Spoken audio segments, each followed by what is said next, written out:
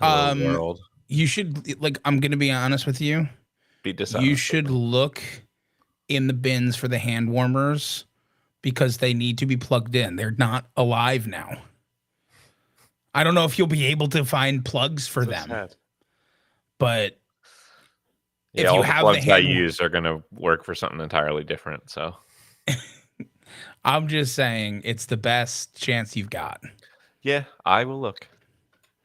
It's the only place I could think of for there to be any of them, I understand. unless they're still in your old house. In That which case, seems those incredibly unlikely. it does seem unlikely, but not impossible. No, not impossible. Nothing's impossible. That's true. Literally nothing. It's true. Have you watched the new AI videos that have just started coming out? I don't Dude, know. so OpenAI, who does ChatGPT, Okay. has this new thing called Sora. I don't know if it's new. I don't know the timeline, but they just released like a new version of it or whatever with new videos. They are fully approaching the uncanny valley of Okay. humanity now, which is dangerously close to humanity. There was one of a cat waking up its owner, and it looked super real. Like Mm, the owner looked real. Like you could definitely tell there was something happening, but it could be an art style or not. yeah. And then the cat reached out with a paw, had one paw on the bed, reached out with a paw, and touched the owner's nose, and then with paw still on nose, reached out with a third front paw and did the same thing. Uh, And I learned something. When they're that close to real, that shit is horrifying. It was like a yeah. horror movie to me. Yeah.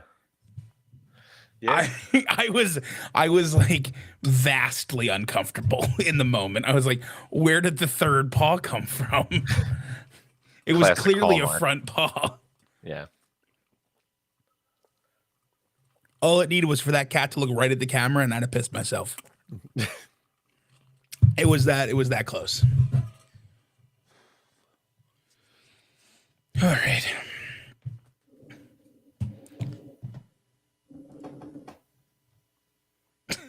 Please don't show me a third paw if you're going to do that.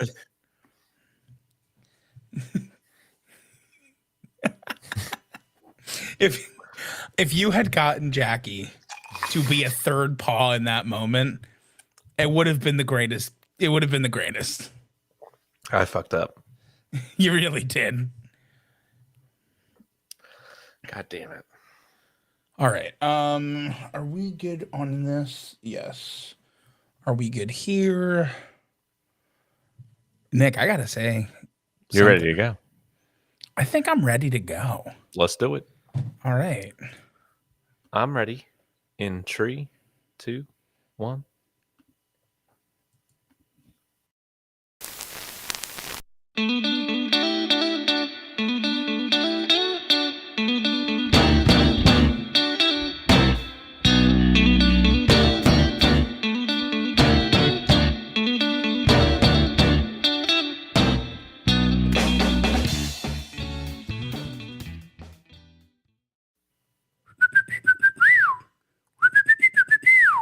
I get it.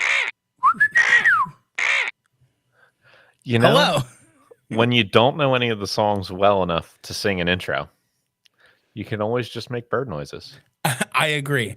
I mean, I could have tried to go like Totem Talks, but that's the That's best. true. That's all I knew, which is really all I knew coming into it. So nothing changed.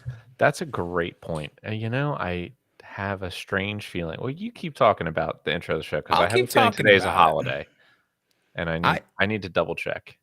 You let us know. But I will welcome you all into season 7, episode 9. It is the Battle of the Birds. Okay, got it. Confirmed. Oh Today no. is also the Great Backyard Bird Count. So No. it is. Today is the official Okay. holiday for the Great Backyard Bird Count. So Uh, it's perfect. It Grab really, totally. grab your listening device, Take and it while out, listening to Totem out back. Talks, Count go birds. into your backyard and count your birds. Count them. Count your birds. But don't We're count them taking before a they bird hatch. census. That's a great point. Wait until they hatch, then count them, and then report your numbers back to us. And whatever number that we end the show with will be how many birds exist That's on true. Earth. We are officially getting the world tally of birds during That's this right. podcast. It's very and important work. It's truly, it's the most important work we do. It really is. If you can't know how many birds, how can you know how fly? Yeah, Think about it. That's great. I'm thinking now for the first time. All right. Well, this has gone already so far off the rails that I can't wait for the rest of the episode. My apologies. No, listen. It was an important holiday. National Count Your Birds Day or Backyard Bird Count. Yeah, exactly. The backyard bird count. I mean, it's important. It's but you know what also else is national. important? Well, it's also National Do a Grouch a Favor Day. So if you can't count birds, the very least you can do is find some crotchety old person. Do him a favor. And do him a favor. Yeah. Honestly, what's Walter? Is Walter Malthus still alive? Probably not, huh? Who knows? I doubt it. I'd be surprised, but because he's from Grumpy Old Men. Okay. So, which came out a long time ago for him to still be alive, as he was a grumpy old man. Right. I see what you're saying. But I would be impressed because that movie came out in 1993 about him being a grumpy old man. That was 30 years ago. Stop what you're saying. Okay. Stop. He died in 2000. So recent. Rest 24 years ago. Oh no. Okay. We're still feeling it. Hey, so these artists today. The Battle of the Birds. Before we get into that, you're Nick, I'm Pat. This is Totem Talks, where we are trying to determine the greatest musical artist or band or act or whatever of all time. And I'll tell you what, on paper, there's arguments to be made for that this week. Sure. Strictly on paper. We can discuss the logistics of it as we listen to the albums, but we got some strong rosters coming into this. That we do. However, as we've discussed previously, when we get certain types of groups, the super kind of groups. Yes. Sometimes there can be mixed results. And I'm curious to see what we think. Of these. But Nick, yes, lay them on us, man. Who are we covering today? Great. We are kicking things off with them crooked vultures. And then on the other side, these are no longer crooked birds. We'll be following that up with fabulous birds, the fabulous Thunderbirds to be precise. They're crooked. They're fabulous. They're all birds. Yes, they are. I do want to be clear that the noise I used in the beginning was a human imitating an actual vulture call. Oh, okay. So this one right here, that's somebody doing that, but it's supposed to be a vulture. Gotcha. Now, can you do a Thunderbird? Okay, thank you. That's all I needed to hear. It's biblically accurate. That's what a Thunderbird sounds like. That makes sense. They did put a lot of those onomatopoeias right there in the Bible so that you could. They did. They did. Well, there's a comic book version of the Bible. But that does not surprise me even a little bit. I mean, there has to be. There has to be. You were just bullshitting. I'm sure that there is. Oh yeah, I was absolutely bullshitting, but I was bullshitting based on the educated guess that it exists. Super educated guess. All right, I'm gonna take us into Them Crooked Vultures. So Them Crooked Vultures is an American rock supergroup formed in Los Angeles in 2009. A little hint of British. A little hint of British, but it was formed in Los Angeles. Right. Using a little sprinkle of the UK involved. And they were active from 2009 to 2010. Then they were just kind of chilling for a while, not active, not inactive. They technically went on hiatus in 2022, but they're still around. We'll talk more about that situation, but that's kind of what's going on with them. We covered their entire discography because it was one album. But if you're going to do one album, do an eponymous one. It is Them Crooked Vultures from 2009. Absolutely. And that's it. And then they came out with nothing else after that. And they're still talking about it. Yeah. So we'll get right into it with Yes. Them Crooked Vultures, the album. And I'll tell you what, man, this is my group this week, and this is an interesting group. So it's a super group. It's Josh Homme from Queen of the Stone Age. It's John Paul Jones from Led Zeppelin, and it's Dave Grohl from Foo Fighters, Nirvana, Fame. All come together making music. And I was very curious going in because all tracks are written by them, Crooked Vultures. Which group is this going to sound like most? And I came out of it firmly thinking that it did sound like one group more than the other two, and it's Queens of the Stone Age. I agree. it is very Queens of the Stone Age heavy, which I want to be clear. Do not get me wrong. I really liked Queens of the Stone Age. I like listening to them. They're decent. They're decent to listen to. But it was the third one that I wanted them to sound like the most out of this group. I'll be honest with you. So I was a little bit disappointed based on my expectation. The songs themselves are not bad. The songs themselves are good. It's good. It's probably what I would consider, if not the best Queens of the Stone Age style album, certainly up there. It's very consistent all the way through.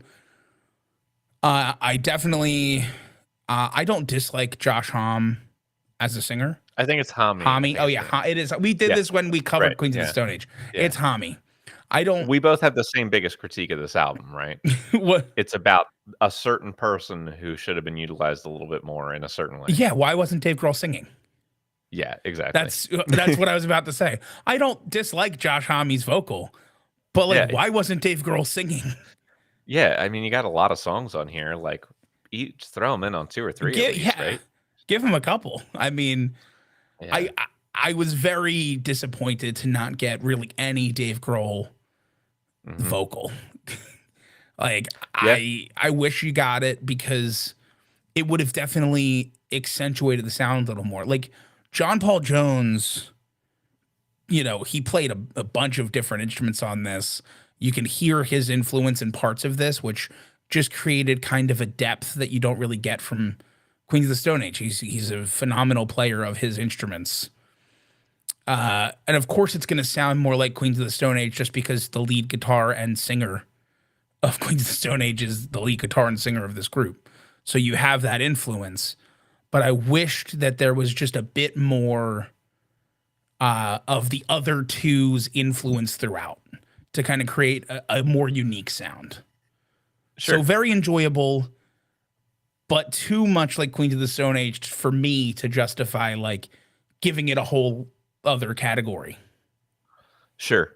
And I have a similar but different take. I'm just looking at it. This basically the same thing from a different perspective, which is that I definitely found it interesting. Sure. Like first and foremost, I think each song kept my attention. Each song was doing something that I thought was interesting in terms of the writing, in terms of the parts. And I enjoyed the record for sure. I just so fascinated by the idea of these three together. And I was like, not negative on Queens of Stone Age, but maybe like a little lukewarm on them. Like the records were solid, but not the kind of thing that would inspire me to go back, with the exception of a handful of songs here and there. And that is definitely, I agree, the group I heard the most in this album. But I don't know. I think maybe just a little bit of interplay with John Paul Jones helped me. Sure. Like I definitely enjoyed it more than I remember enjoying any of the individual Queens of the Stone Age albums. And it could, if we go back and match song for song here and there, it might be a little bit more mixed up. But I definitely felt like I enjoyed this overall experience a little bit more. I had the same thing as you, like utilizing Grohl as a vocalist was their biggest mistake. The fact that they didn't do that. And then I'm still trying to figure out what happened at the very end of the song Mind Eraser, No Chaser, which I really liked. Yeah. It sort of sounded like there was like a muted horn thing happening as like the outro that was really cool. I can't really figure out what it was though, because there's nothing that says that it would have, like, that indicates that there would have been horns on this record. But what I do see is that John Paul Jones is credited for playing a million things on here because he's amazing. But one of them is called An Optigan? Yeah, which is like an electric keyboard. Right, it's a type of keyboard that essentially, like, it uses pre-recorded optical soundtracks to reproduce sound, is what the wiki page on it basically explains it as doing. So I'm wondering if there was, like, some sort of programming of horns or something Sure. like that that went into it that he used there, or if I was just hearing things wrong and it was, like, some sort of really interesting synthesized sound. But I really liked it. I liked that song. I liked a lot of what was on the record. Um, Yeah, I mean, listen, you don't know, get me wrong. I liked it too. It was just I wished there was a little more of that interplay you were talking about. I I wanted agree. it to be more, I'll take more Zeppelin anytime. yeah, more Zeppelin, more I would say Foo Fighters, but really more Nirvana, I guess, based on where Grohl was is the drummer for it instead of the guitarist. But Yeah, I guess I mean he played drums on a bunch of songs for Queens of the Stone Age too, yeah, if I recall correctly. Like he was heavily involved in some of those projects. So yeah, I just it would have been it would have been nice, but I guess for me, like this would definitely be, I guess, like the fruit juice concentrate of Queens of the Stone Age. mhm. Whereas Yeah, and instead it's of getting almost their hits spread out over 6 or 7 albums, yeah, it's like a collection of what I would consider like top notch Queens of the Stone Age songs. sure. And it's almost like I wonder why they did just this one record in this very short period of time together under this name. Because really, a lot of Queens of the Stone Age is Josh Homme with like a cast of characters Yeah. around that are often replaced or switched in and out. Well, And I we'll wonder if he talk a little wanted to bit. just like, okay, you have more I have a information on this little because I bit almost more. wonder like, was this going to be a Queens of the Stone Age album, and then they had the opportunity to work with John Paul Jones, and they wanted to do something like. Anyway, I'm sure we'll talk more about it. It's crazy that we're already done this first segment, Yeah, I'm but ready it's to time get to into move on facts. to the Yeah, to the facts. to the So facts. take it away. Yeah, so basically what you're talking about there, they had formed their supergroup. There was an expressed interest to group up and kind of link up with John Paul Jones, Dave Grohl, and Josh Homme, and they did it. They put out the album. It was a lot of fun, and they all were like, "Let's do this again." And then, like adults, 10 years went by because they like literally from all of the articles and stuff I was reading about this, like from every member of this group, they all had an absolute blast doing it. They all enjoyed it. They all really want to do it again and have just been for 10 years completely unable to line up schedules.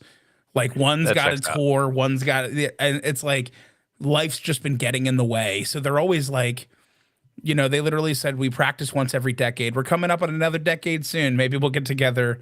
There's always like something in the works. I'll never say never. Dave Grohl was quoted. He said, "We talked, we got together. If you want me to be your drummer, we either have to be best fucking friends or you have to be better than Josh Homme and John Paul Jones. Because if those guys call and say it's time to go, then I'm gonna go because that's the band." So like, Sure. it seems like a lot of positivity and stuff, which is good Yeah. because I feel like one of the kind of kryptonites of the supergroup is ego, as Sure. we've experienced previously on Totem Mhm. Talks, where like we've done supergroups and it's like they worked well together for like a bit, like the A Traveling time. Wilburys were like something like that, where they all kind of were at each other's throats a little bit. I think it was them, but I don't remember well enough to confirm that. there was a. I'm not remembering now because we've done like 200 bands. Yeah, There because was a few different supergroups that we've done where it's like they got together, they put out like a mid album, and then we're at each other's throats because the reason it was mid is because you're watering down. You're not mixing together. You're watering down good sound sure. because you don't work well together, and that's fine. Mhm. This group worked well together. It was enjoyable, and we'll get into some more facts. The unique fact, I didn't really have one. Honestly, my unique fact is that this is a super group who has nothing but love for each other. Sure. Yeah. Because in my experience, that doesn't really happen. Mhm.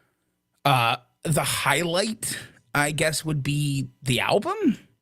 They were together for 1 year. They released one album, Yeah. It's got to be the only real highlight of the They group. were they were really just trying to see us through our senior year of high school. Exactly. They were doing their And then best. once we got through, they're like, all right, we Yeah. can call it off. Pretty much. That was it. They played our graduation. It was great. And in like kind of in point of step with their highlight, I guess the low light would be the 10-15 year hiatus they've had to take since due to scheduling. I mean, this is a group that had all positive feelings for each other. Grohl and Hami have worked together since then. I guess it's just a matter of like not working on Foo Fighters and Queens of the Stone Age and getting John Paul Jones across the pond is Yeah. a bit of a kerfuffle, we'll say. Definitely. But that's okay. For nicest, meanest, and everything else, I'm going individuals here because the band was together for a year. Give me a break.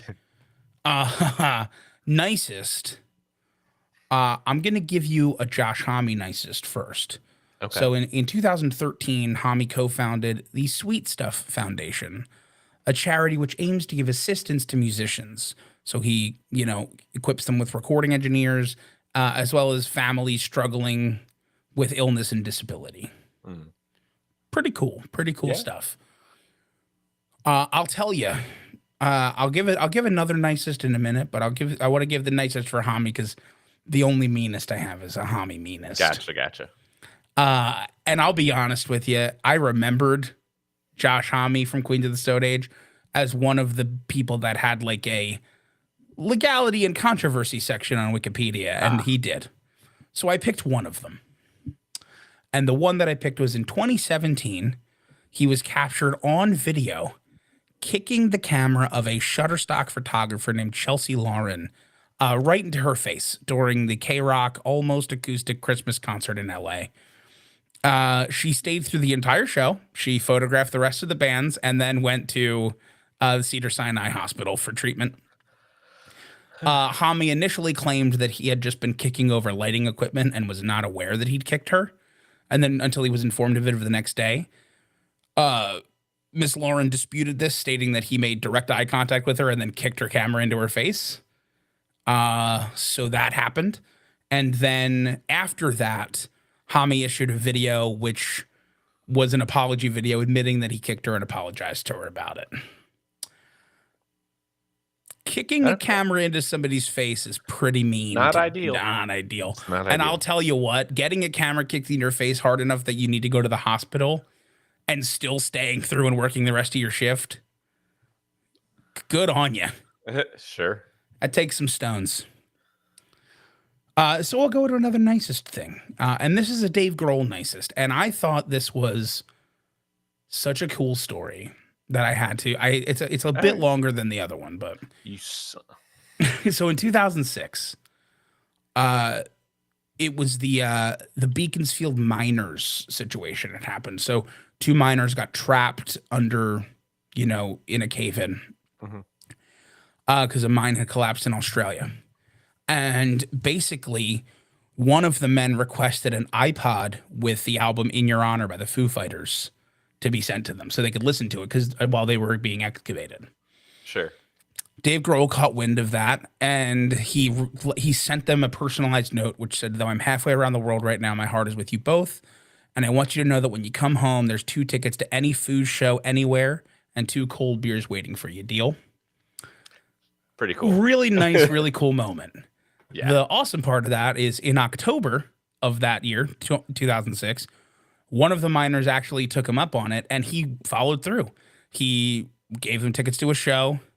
He then joined Dave Grohl for a drink after the acoustic show at the Sydney Opera House. Grohl wrote a personalized instrumental track for the meeting with the guy, had drinks with him, and then made a promise to include that on the next album, and did, The Ballad of the Beaconsfield Miners, which appeared on the 2007 album Echoes. Silence, Crazy. Patience, and Grace. Right. So that's pretty awesome. That is awesome. I was like, that's so easy for like a celebrity to just be like, oh, like my heart's with you, like, whatever happened, blah, blah, blah, like drinks on me or whatever. And then like nobody ever does it. Sure. But like the fact that he like followed through with it and wrote the dude a personalized song about it and included it on an album, like that's above and beyond to me. It is. And you know what? It also doesn't even really surprise me that much. No, everything I've heard about Yeah. Dave Grohl is pretty excellent. Yeah. So I will say I did look for mean stuff for both Dave Grohl and John Paul Jones and found nothing. Fair enough. Everything I've seen about John Paul Jones, other than the fact that he was a rock star in Led Zeppelin, is just like he's just like a nice, calm British man who lives his life. Yeah. Like that's all I could find, and I'm just like, all right, Mhm. that's what I found. So we're gonna just leave. Tis what it is. And then of course, listen, 6 degrees of Totem Talks. I Well, understand. all of them are The automatic. entire band is other members of bands we've covered. I already mentioned them multiple times. It's like an 18 degrees of Totem Talks, and Great. that's that. I have got nothing else to say. Excellent. Well, then let's move on to the Fabulous Thunderbirds. I should hit my light just in case as the sun is going down here. That's true. The sun shall set. Yes.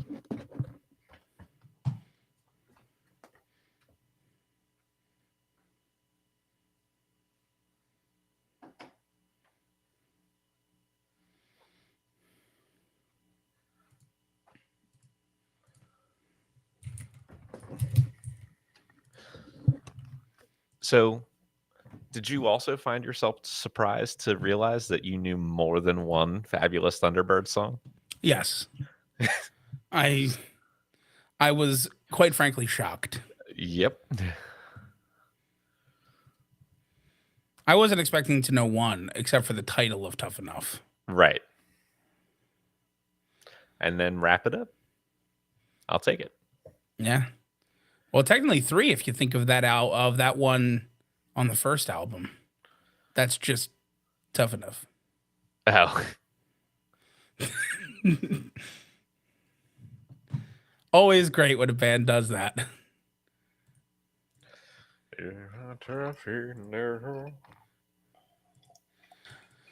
All right.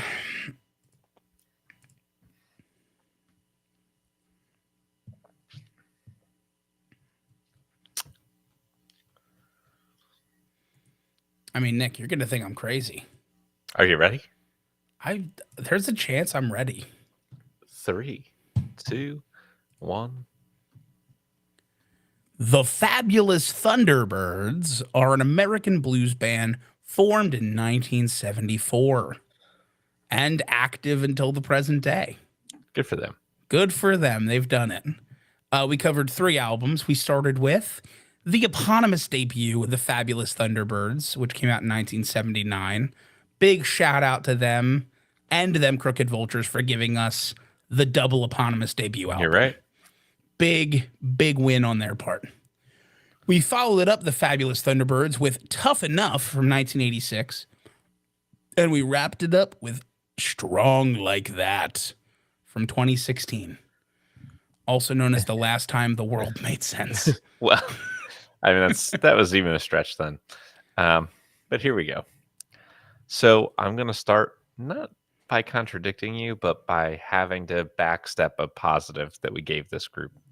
So their debut was an eponymous record. However, you might have a very difficult time finding it that way because it is incorrectly known as Girls Go Wild. Yeah. It has basically become the de facto alternate title, but it is just called the Fabulous Thunderbirds. It's just like you have to search Girls Go Wild if you want to find it.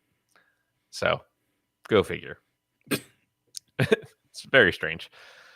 And I don't know about you, but I had to find this one on YouTube. Most of their discography is available on Apple Music, but this one is not. It was available as an album on YouTube Music. Oh, okay. Good to know. And it's about a 50-50 split of originals and covers. This is not really unusual for blues music. And they're good. Like the band's good. They're a good blues band. I mean, I think you mostly get moments. There are 2 people primarily that you're going to get moments from here. One is the guitarist, It's Jimmy Vaughn, Stevie Ray's brother. We also covered his solo career. He's a guy. And then the other one is your lead singer, Kim Wilson, who I think does have some good pipes, but also is a very strong harmonica player, and gets a few chances on here to really show his harmonica skills. So, I mean, like again, I've mentioned this style of album before, but it's an album I much rather just like pull out my guitar and jam along to than listen to, if that makes sense. It absolutely makes sense, and Yeah. I totally get what you're saying. This album was fine. I have no complaints about it. It was fine. It's it's just blues, Hmm. and for me, I get to a point with blues where like so many people do blues that I just love when there's just a little bit of a different influence. It doesn't even need to be a totally different genre. Like I know we like blues rock or Hmm. like when people like make blues country, blues anything really. Hmm. It's a great bass block, and it's been done so well throughout history as itself as just blues. We're in the danger zone in the late 70s of like give us something else here Yeah, I understand. other than just blues. So Hmm. like I agree with what you're saying, like it's a good album, Yeah. but the songs that they wrote are they kind of fill the cracks of this album, like there's no separation between what Jimmy Vaughn and Kim Wilson and what they wrote versus what was a cover that they did. Sure. So there's positives and negatives to that. It's a good blues sound, but if you threw this album in like a 10,000 song blues playlist of just the blues, you're not going to get any like standout moments on this album for me. Yeah, for sure. And then we'll go into Tough Enough, where something very interesting happened on this album for me vocally. Kim Wilson became Huey Lewis. Yeah, yeah, you're absolutely And right. and I was so surprised Hmm. that I looked up like Huey Lewis did Huey Lewis sounded just like him for a good portion of this album. It was Sure. not Huey Lewis, I learned. I found out. But I'll tell you what, this album does a little bit more. It expands on blues into that blues rock arena, and it does a little bit more. It's not it's not the best that I've heard in the blues rock category, of course, Hmm. but it definitely shows that like this group is straight up talented.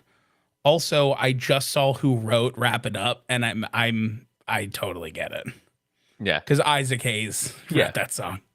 So he, yeah, Isaac Hayes wrote that song, and I And think, David Porter. right, and I could be totally wrong, but I think it's a Sam and Dave tune originally. I think that was the That makes first version sense. of it. Yeah. But I recognized this version of it, and I wasn't expecting to. I didn't really know what I was getting myself into with this album, other than like recognizing the title track and thinking, "Oh, I'll probably recognize that," and I did. Um, and I actually classified this differently than you. I refer to the change on this album as like pop blues, but it Okay. could be like pop rock blues. Um, but I It think, came out in the 80s and it didn't yeah, sound like the like pure 80s, so that's why I said more sure, rock than pop. okay, But but there's definitely some poppy elements to it. well, it is the 80s. Yeah, and it's not bad. I mean, it is like that maybe one step beyond playing the blues X number of decades after it was popularized, that you're maybe looking for. It's a fun album. It's an upbeat all the way through, like, it's dancing kinda music, you Oh know? yeah, I gotta give 'em credit for that. it's certainly uplifting. Yeah, Get your blood right. flowing. Exactly, like, I wouldn't knock it for any of those things, but it's definitely more of a it's less of a blues purist and more of a fun get up and dance and pop blues type of thing. That's why I kind of Yeah. refer to it that way. But another important thing to note at that point is that Kim Wilson and Jimmy Vaughn were the only original members of the band that remained by the time this album came out. It's true. And when we go to Strong Like That in 2016, Kim Wilson is the only one who remains. Yeah. So we're down. It's been a cast of characters around him. You kind of get the idea that it's Kim Wilson and company as a group at this point, you know. And there's actually surprisingly, although I guess maybe not. I mean, we've seen this go both ways, but it's the biggest chunk of non-original music that we had seen so far. I was thinking maybe they would be a little bit more original by this point. And, you know, this album is a little less in your face dancing type of music than the previous album, but it's still definitely like an overall upbeat, good mood. That kind of feeling is pervasive throughout it. I think I like the album, to be clear. I enjoyed this one, and I think the reason that I like this the most is I feel like the genre that's being mixed in with the blues here at this point, more than any other that we've listened to for this band, is like soul. And that's usually a winner if I'm listening. If you're moving towards soul music, that's usually the correct thing to do. So that's what I think. It's funny you should mention that, Nick, because the note that I wrote was, "Oh, this is a blues-eyed soul album," Well, there you go. and it is. It's got that vibe to it. I agree. This is probably the strongest of the three. I think so. I do wish there was more originals. Like the presence of the number of covers is not frustrating, but you want to see more. Like here's the difference. We just did them Crooked Vultures, and then we did the Fabulous Thunderbirds. We did 3 times the albums and maybe hit the same number of originals. Sure. And that's a problem to me. Like it should be more. You should have more. No, right. But I mean, the long and short of it is it's a good album. It's clear that Kim Wilson has still got a good voice. His voice is doing the type of aging that any male singer wants it to do. Yeah. Which is like, yes, it's getting deeper, but you're keeping your register the same. You're keeping your timbre of your voice. There's so many times when you hear a singer when they're young, they're like, "Hey, what's going on?" And then they're older, like, "Eh," and it's like, yeah. You know, it's very difficult to maintain your voice. And I know a lot of work goes into it. I know I don't do enough work, and I have to up my game. I mean, you're the same way. I mean, neither of us, for the longest time, we never even warmed up vocally before gigs. I mean, I don't know if you do now. I do, but I don't know. It's tough to think about all that stuff. And it's clear that like this is somebody who either is straight up heaven touched for just keeping it or puts the work in to maintain their instrument. Definitely. So kudos for that. It sounds good. It's a good album. It's a solid group. It's probably a group that, you know, if I recognize a song, it'll be tough enough. Maybe wrap it up. I doubt I could go back and listen to these songs in like a week and pick out the Fabulous Thunderbirds. Yeah, I guess. Other than those two. Yeah, you're saying everything that's fair, and I will say some things about this group. Please do. Starting with the thing about them that's most unique, and this one is interesting. This is genuinely super unique and interesting in a way that may even be X Factor points later. Wow, talk about clickbait. Right, I know. And this thing took place very specifically on February 16th, which is today's date. 2000. So exactly 24 years ago. Oh, I hate that number. Sorry. Basic math, though. It is super basic math. I still hate it. So the Fabulous Thunderbirds became the first band to ever be broadcast on the internet in high definition. Wow. Yep. Okay. Hmm. That was It's probably genuinely interesting, right? significantly more difficult then than it is now. Yeah. Oh, Because absolutely. we're broadcasting on the internet in high definition right now. Hmm.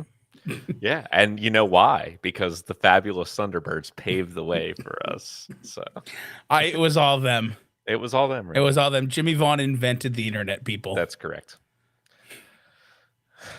6 degrees. Now, the fact that we have covered Jimmy Vaughn is obvious. The Yes, it fact that is. he's related to Stevie Ray Vaughan and we've covered him too is also obvious. Yes. So I'm going to pick the person who for 1 year replaced Jimmy Vaughn in this band, or may have been like coincided with him for a little bit of time, but then they were both out of the band right around this time. His name is Doyle Bramhall II. And you would probably recognize him because he's been featured on albums by Eric Clapton, B.B. King, Sheryl Crow, Susan Tedeschi, Derek Trucks, and the Tedeschi Trucks Band, Elton John and Leon Russell, Gary Clark Jr. He's essentially played for every artist we've ever enjoyed on the show and Oh more. my gosh. But he also actually formed a group called the Archangels right after he left the Fabulous Thunderbirds. Okay. And it was him on guitar with a couple of the surviving members of Double Trouble after Stevie Ray Vaughan's passing. Wow. Hmm. Okay. So there you go. That's a wonderful one. You want to know what else is pretty wonderful? Go ahead. I just looked up Doyle Bramhall II, and you know how old he is? I. That's what I most wanted to hear. Of all the ages, Yeah, it's the only it's the number best I can one. have a song about. Yes. All right. Highlight. I mean, it's got to be tough enough. I can't think of anything else that it would be. It's got to be tough It's enough. their best-selling album. It had like their only real hits.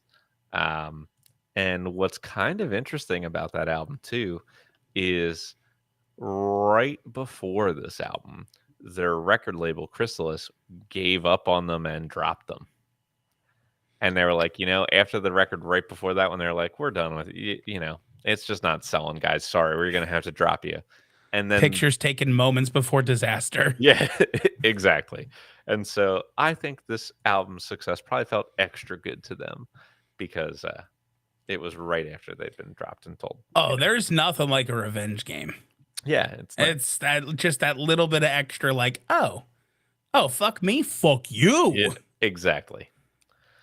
And I'm going to go with the low light here. I mean, they've gained and lost a lot of members over the years, but when Jimmy Vaughn leaves, I feel like that's kind of a big deal. And so he left in 1990, later record the Family Style album with Stevie Ray, which came out, I think, like either a week before or a week after he died. Yeah. And then essentially like the plan I think was for him to go back to the group.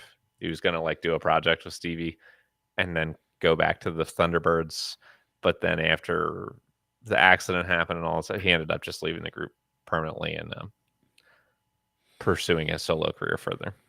Yeah, I mean, it makes you reevaluate, we'll say. Yeah, for sure. When like stuff like that happens. So that's and it's interesting that he went off and formed a solo career, and then it was the other Fabulous Thunderbirds guitarist Doyle Bramhall who went and formed the band with Double Trouble instead of Jimmy stepping in. That would have been something. I don't know if he would have been uncomfortable with that. I guess so. Anyway. I mean, hey. Anyway, they've also had a handful of members pass away. So I'm going to put that as kind of their low light as well here. Keith Ferguson in 97, Preston Hubbard in 2016, and Gene Taylor in 2021. That's sad. And so here's the nicest thing. I couldn't find a meanest thing. I just couldn't do it. But I was able to find that they did indeed play Farm Aid in 1986. Hey, good old Farm Aid. I know Aid. that they have performed a benefit concert. That's big. It is. It's a great thing to do. It's a great thing to do. Truly. Can't knock it. And that's it. That's everything I've got. Hey, you know what? It was well done. I'm proud of you. Thank you. I personally, I can't promise you that everyone's proud of you, but I promise you that I am. Thank you. Means a lot. Okay, Let's grade them. let's grade them. So we're gonna start with them crooked vultures, cultural impacts. I mean, it's by far the lowest of all the groups that those people are involved in. Yeah, here's the thing. When you're in a super group, part of your impact is the members of the band. So they're going to get a little bit here Yeah, from the members of the band. The actual group itself, the impact, very little. yeah, exactly. So it's a matter of balancing those out. Yeah, it's a pretty low number for me. It's a pretty low number for me too. It's probably like if I had to equate a one-hit wonder to a super group Mhm. is like I the mean, one-hit wonder of bands.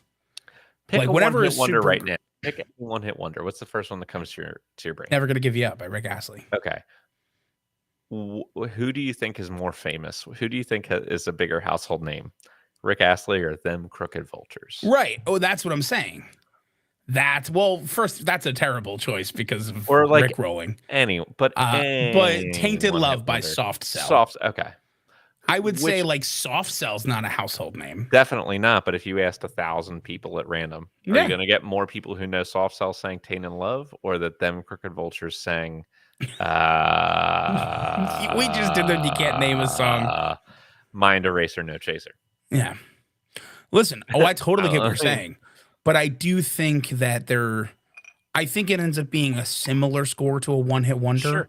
just based on the members of the band, because you're picking up those fan bases. And I have no problem Like with anybody who's a fan of the Foo Fighters or Dave Grohl or Josh Homme or Queens of the Stone Age are going to have heard of them Crooked agree. Vultures because of that. Or obviously, maybe not every Led Zeppelin fan, that. but Probably not.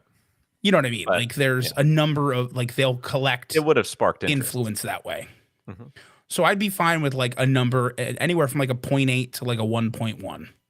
I Like was just right going to around. go with a 1. I was going to Then give we can them just a go with a 1. 1. That works. Fabulous Thunderbirds. So they have like It's one and a similar. half hits. Yeah, right. I'm going to give them some credit for their version to Wrap It Up, which did make it onto the charts. Yeah. But I'm also probably giving them a number in the lower half of the ones. Yeah, I would agree with you on that. I think it's a one-hit wonder plus, but without a ton of other outside influences. So I'm going to give them a 1-3. I love it. And then we're going to move on to Breadth of Work. And we've got some default scores here. Look, Yeah. Them Crooked Vultures starts with a 0.8. It's only one album, and it didn't certify in the US, but it did go gold in Australia, New Zealand, and the UK, and platinum in Canada. And it did definitely sell in the US to some extent, like maybe not enough to certify, but probably a few 100,000. It sold 70,000 in the US in its first week. So the odds are good that it ended up in total selling. All I'm saying is, let's go easy on them for the sales for one album, considering. I'm just leaving them at a 0.8 for the sales. I'm not doing it. Okay. Yeah. I'm not there's going to no be way. like, well, We can't be like, well, they didn't get 2 golds. yeah. It's like, well, they only have one album. The one album will already limit your score enough. Yeah. Like if you had 15 albums and none of them certified and you sold less than 2 million total albums with 15 albums, you're not going to score great. You're going to get some points taken away. Right. If you sold 70,000 in your first week, Just in the US.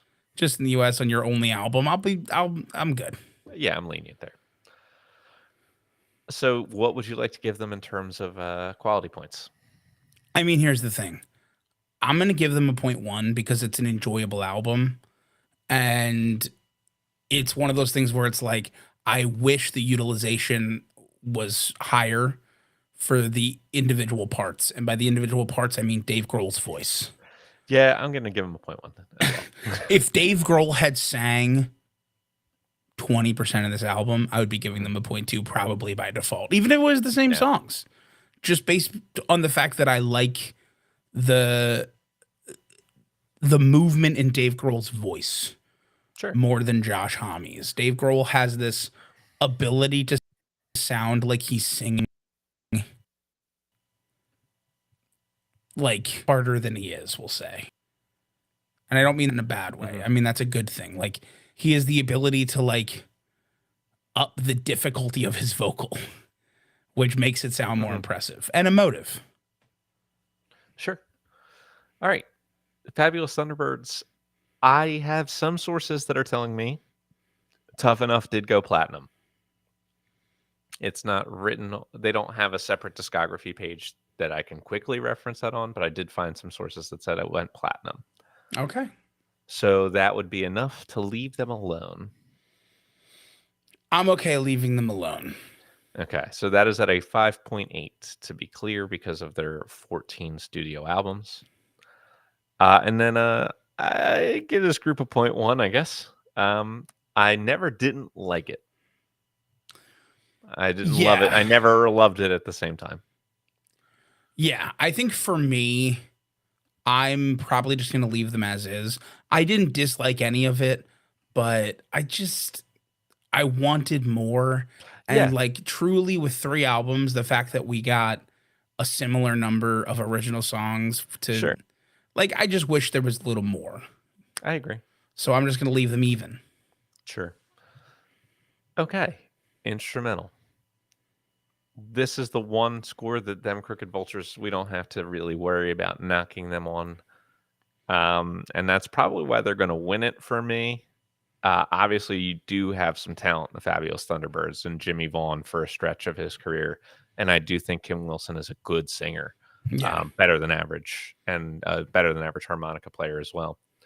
So it's just like, then you kind of get to the like, what about like pretty good blues musicians and like pretty damn good rock musicians who are playing? And the them Crooked Vultures arrangements are just harder music. Like it Yeah. just requires more skill to play. It's a stronger utilization of their talent Yeah. for sure.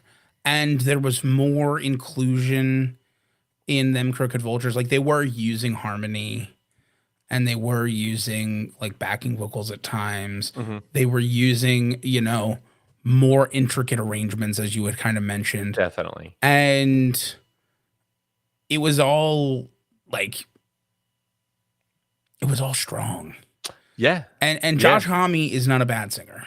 Hmm. I think him and Kim Wilson are similar level of singer. Sure. I get that.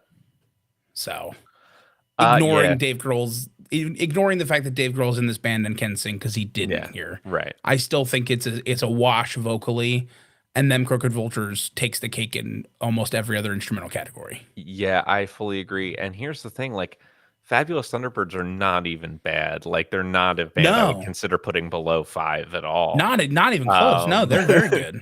Yeah, so like, but the difference is like just keeping also in mind that we usually take a little bit for tons of lineup changes and Yeah, continuity's sake here, and everyone performing at the exact same it's level true. all the time.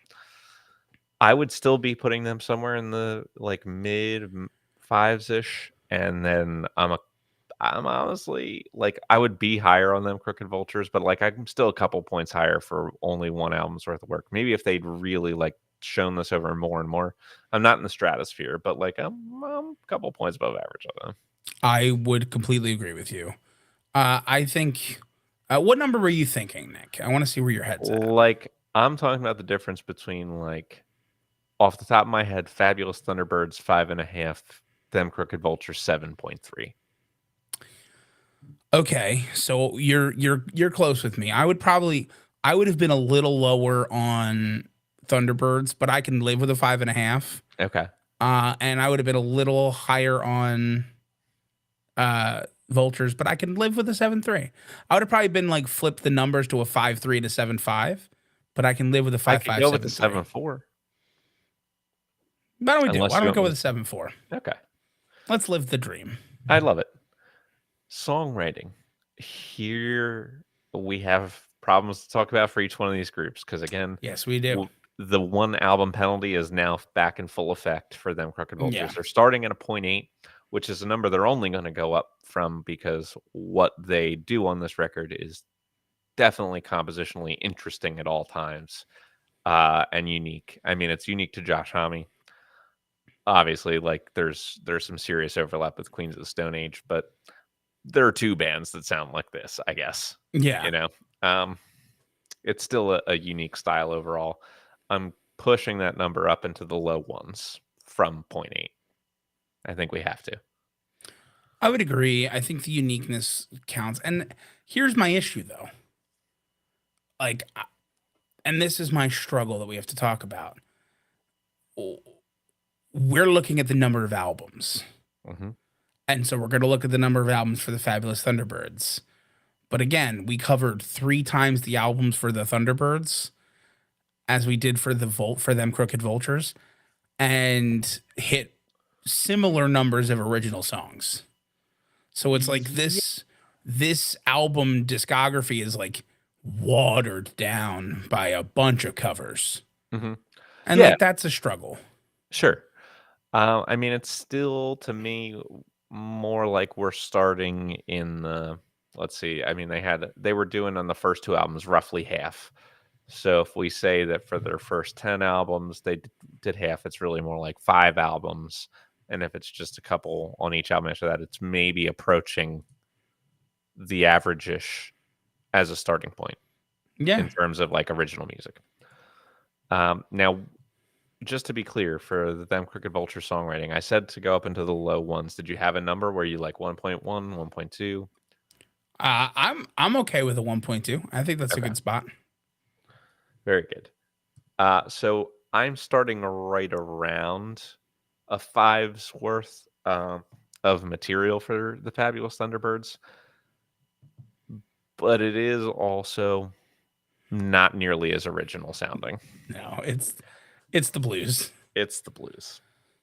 And while I appreciate that the blues was injected with a little something else in As we went. right in each of the following albums after the first one, it's not enough to it's only enough to cancel out other things as far as I'm concerned in terms of the simplicity and repetitiveness of writing within the blues with great frequency. I'm really sad we didn't get the Fabulous Thunderbirds album that's just called Butt Rockin'. Yeah. That's a They do roots have rock that. album, apparently. Okay. And I could see them adding that little twist to their sound for that album, you know. Yeah.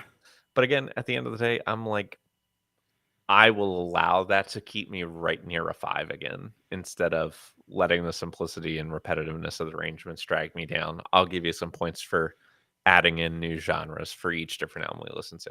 I will say, out of the 11 tracks, 7 of them were covers. All right, like a 4.9. No, we can go with a 5. I just was looking at that one album and was Yeah. like, oh, Butt Rockin'. And it Butt was like, Rockin'. cover, cover, cover, Yeah. cover. Yeah. Let's see. This one's got 11. This is the next album after that's just called T-Bird Rhythm. Sure. So this is blues rock. And let's Checks. see. This is before the album Tough Enough comes out, Mhm. where they have a song called Can't Tear It Up Enough, and enough is spelled that way again. How many Interesting. times are they going to spell enough ENUFF? Yeah, and then they had on their first album a song I think called She's Called Tough, She's TUFF. Tough. Yeah, TUFF. Interesting. Just what's going on? All right. So that's an original. Then there's cover 3, 4, 5, 6, 7. 7 out of the 11 again. Yeah, are I'm putting them at a covers. 4.8. I'll just every time I'm looking, Sure. it's like, ooh, Yeah, maybe we got a better arrangement of records for them than we realized. powerful anyway. stuff. Anything about stuff enough, tough? Yeah, No. they love those One. up words. Are you just counting more? Okay. 8 out of these 10 are covers. All right, I'm putting them to a 4.6. No. You can keep it at the 4.7. 4.8. It's just 4.7. it's just wild the number. It's Every time I yes. click an album, it's worse. You're right. We're sticking at 4.7. We're going on to Poetic and Yeah. them Crooked Vultures. Where would you like to take them relative to the average here? I mean, relative to the average for the one album, I'll tell you what. I thought the lyrics were stronger than I would have expected. There was definitely some contemplation in them. They were like approaching different topics per song. There was a little bit of like playing around in the lyrics that I liked. I enjoyed. It wasn't just we're a super group. We're putting out like kind of one note songs about bland things Mhm. and just relying on our talent. It was very much like it was clear to me that this was a group that enjoyed working together and whoever ended up writing the bulk of the lyrics, I would guess Josh Homme just based on the Mhm. fact that he was singing them. Sure. And I know from, I guess, from our experience and from like experience in the podcast, Yeah. a lot of times, if there's multiple songwriters, whoever writes the song sings the song, Usually. usually. So I would guess that it's Homme having most of the lyrical prowess in this group. I shouldn't say prowess, but a contribution in this group Hmm. because multiple talented lyricists in this group Sure. for sure. Uh, I mean, I guess if it was, let me put it this way: if it was a 6 album group, Right. I would be probably close to a 6. I'll give him a 1 then. Yeah, that's where I'm living. Yeah, and the Fabulous Thunderbirds started at a 4.7, and they are going down from there. Yeah, they are. Because it's blues lyrics, which are already not great, and these are just kind of silly and They're silly blues lyrics, yeah, they're and not then meant to be and anything. then a number of covers. Yeah, And exactly. as we've talked about on the podcast before, even if you can take a cover and make it sound like it's your own song, which they're doing, I guess. I mean, they're Yeah, not really doing. no. I wouldn't listen to one of these covers and go, that is clearly the Fabulous Thunderbirds. Hmm. You don't change the lyrics typically when you do a cover. No. So we're talking But if like you do fully change the music and fully change the lyrics, you're just writing a different you're song. just writing a new song. That's Nick. What if we just took a song and then made And it then a changed different song, changed everything every about it. aspect of it? I That's think we should thinking. try it. That's thinking. We write a cover album of like Led Zeppelin 4, but the only thing we're covering is the track time. So we write a 4 minute and 10 second song, like Oh, just down jeez. the line. So it's exactly the same length of album, but a completely different album. That's Okay. that's the deep level of cover. I love it. Yeah, for them, we're talking like 3. maybe.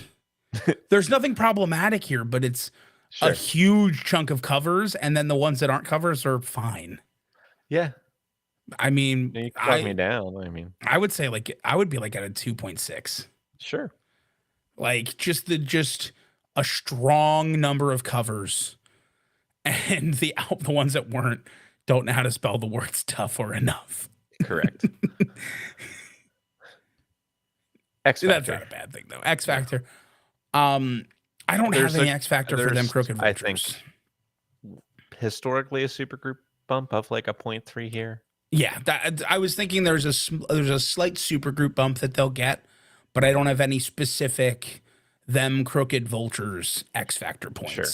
So I can live with them just getting the 0.3 Yeah. and then moving on. And then my only question for you is what I brought up for Unique. Does being the first band to ever be live streamed in high def onto the internet I would say a that's thing? worth like a 0.1 or a 0.2. That's worth a Yeah. little bit. It's kind of cool, right? Yeah. I would equate that.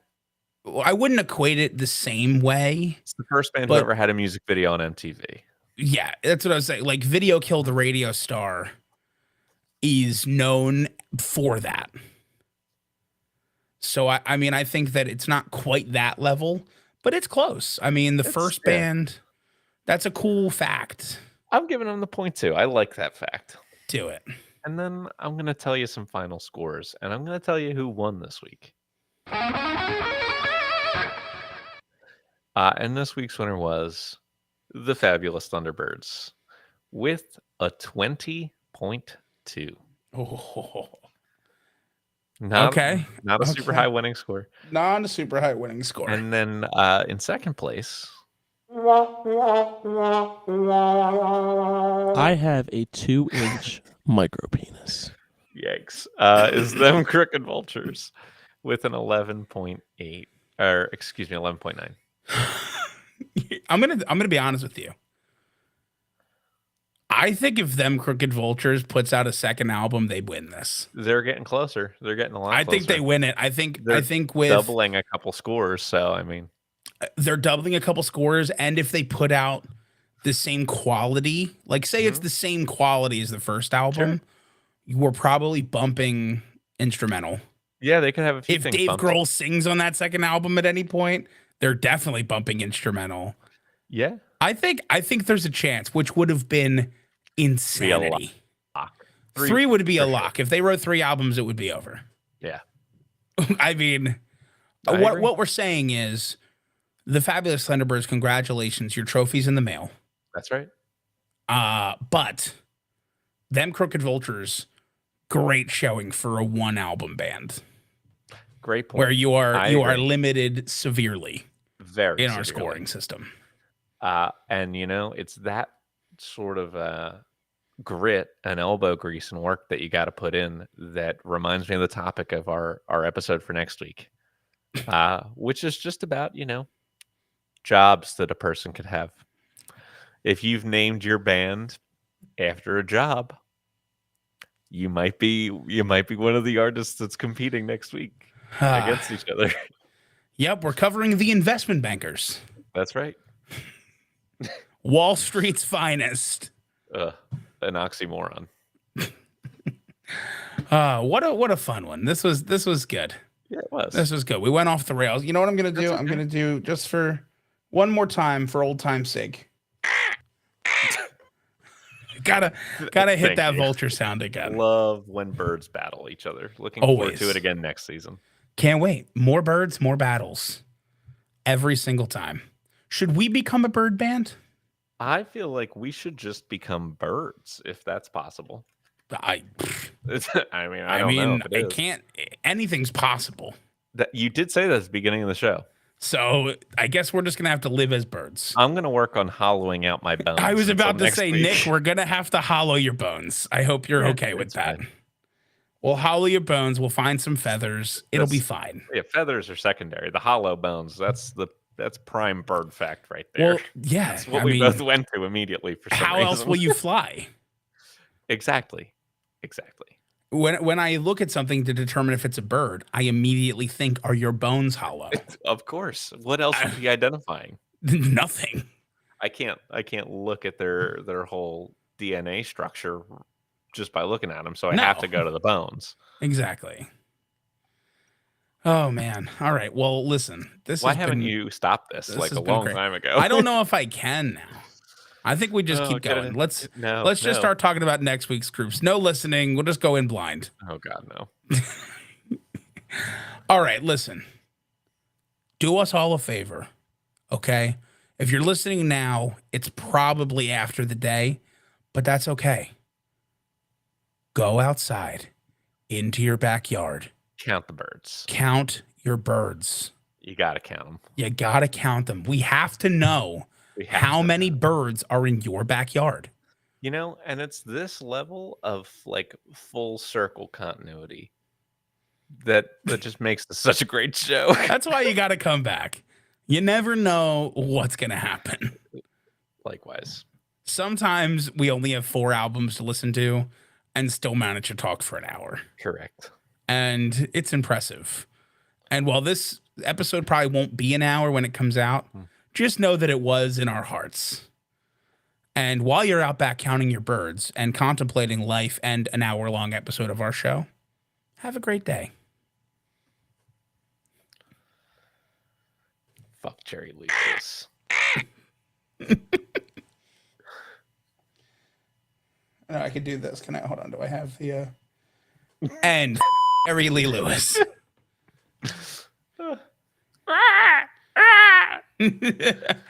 Oh my God. I just love because I just like typed into like this free soundboard thing, vulture, and it came up and I listened to it. I'm like, it doesn't sound like a vulture. And then I read the description. It's like a human man mimicking the sounds of a vulture. And I'm like, Okay. some dude went into a mic, like went into a booth or something and went, ah. Yeah. Somebody forgot that I'm recording the podcast right now. Why? What did I do? No, not you. Did you forget I was recording the podcast I right now? didn't think so. Oh, I was like, you showed up. You were here. We did it. Yeah. Oh, like what? I thought just the way that you interjected it, I was like, wait a minute. Did I do bad? No, you did great. Okay. I'm proud of you. Thank you. What time are you leaving tomorrow? Probably a little before 11. We have to. You think that's enough? I hope. I mean, we're gonna play it too. Yeah. I mean, let me put it this way. I'm gonna leave as soon as Alex gets here. So I'm hoping he said 10:15 and then we pack the car and roll. So Okay. So who knows? I'm rooting for you. Me too. So, But if we don't arrive, just keep them entertained a cappella. Just shout over just Mason's Mason drums and I, until we yeah. yeah. Do some chants. What Whatever could go chants wrong? you know. I'll just bring out. Yeah, I'll bring out my best chance. Yeah, I think you got some good ones. Yeah. You could just do the beginning of Blitzkrieg Bop for however long it takes until we arrive and set up. Oh, let's go. Hey. And It's been 2 hours. Please stop. We haven't started going yet. We got to do it until we're ready to go. You understand if that happened, you'd be singing the whole whatever's left of that set. Because my voice would just be like, hey, oh. If I'm just shouting, hey ho, let's go for 2 hours. Yeah, so I mean, I think it's a solid backup plan. Solid. It's always solid. I'm feeling pretty good about it. All right. Who do you want for next week? I'll carpenter. You got it. Yeah, I'll carpenter it up. Jesus was a You got carpenter. That's a great point. I think Johnny Cash sang a song about that. Yeah. Jesus was also a member of the Carpenters. Really? Now, that is potential X Factor. I would agree. Founding member of the Carpenters. Yeah, Cool. All right. I'm going to go because I'm going to have to call her back and be like, hey, remember when I told you I was recording the podcast?